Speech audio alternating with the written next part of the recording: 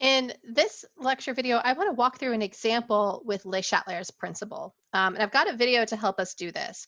This is going to show the equilibrium between copper plus two ions that are surrounded by water molecules and bonded to them in a covalent way.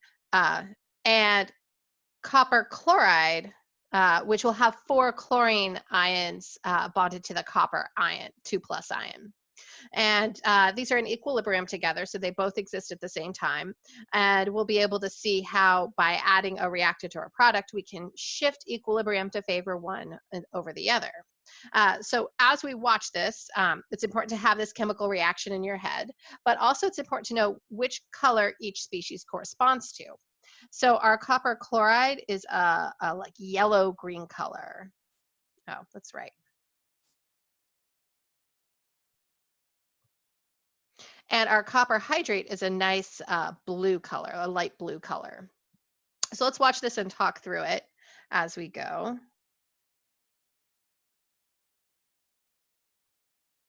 And the video credit is for Chem Toddler. I would love to do this one for you, but I'm not allowed in the lab. So here we have copper chloride crystals dissolved in water. And what we have is this blue color. So it's actually between the two. And now we're adding hydrochloric acid, and look at what happens to the solution. Let's pause it. It's become bright green. So we start with a greenish blue color of these ionic compounds dissolved in water. And when we add chloride ion, it's this right here. So when we increase our chloride ion concentration by adding hydrochloric acid, which is the same as adding chloride ions. And unfortunately, we don't get to talk about that until chapter 9, but it's a really strong acid. The chloride ions are what is important in it. And as we increase that, we see the color becomes really brilliantly green. That means we are shifting our equilibrium to the right. We can say we shift it right. We can say we form more products. Or we can say we shift towards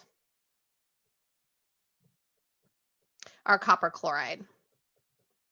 We have this excess of chloride ions, and so that's going to drive the reaction to find that equilibrium ratio again to form our products. So if we were at equilibrium before and we were perfectly balanced, even though we didn't have the same concentration of reactants and products, and we increase our reactants, which I hope this is the right hand. No, that probably looks like products to you.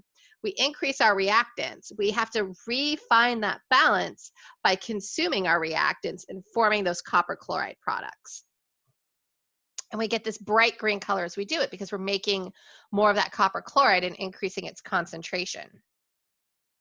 All right, so that's what happens when we add the chloride ions. Next, we're going to see what happens when we increase one of the products. So what we're going to do is increase the water. So let's see what happens. So we've got this bright green color from adding chloride ions, and now we're going to add H2O. And watch what happens to the color as this is added to the solution. At first, it looks like it's just getting lighter because it's getting more dilute. But in fact, it's turning blue rather than green. And it's going back to that blue color we saw before. In fact, it's bluer than we saw before.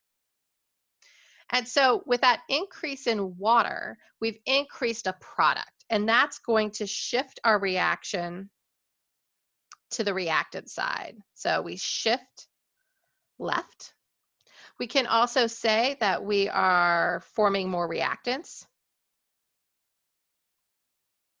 Or we can say that we're shifting toward our copper hydrate, which is our copper just bonded to our water molecules for this. And so now equilibrium has swung the other way. We had a lot of a product around, and we had to balance that out and form more of our reactants to get back to that that concentration ratio that's described by our equilibrium constant. And now we're going to see this go back. She's going to add hydrochloric acid again, and we should be able to just shift right back. Once we increase that chloride ion concentration, we see around it, it turns bright green. And overall, then the whole solution itself turns green in the end.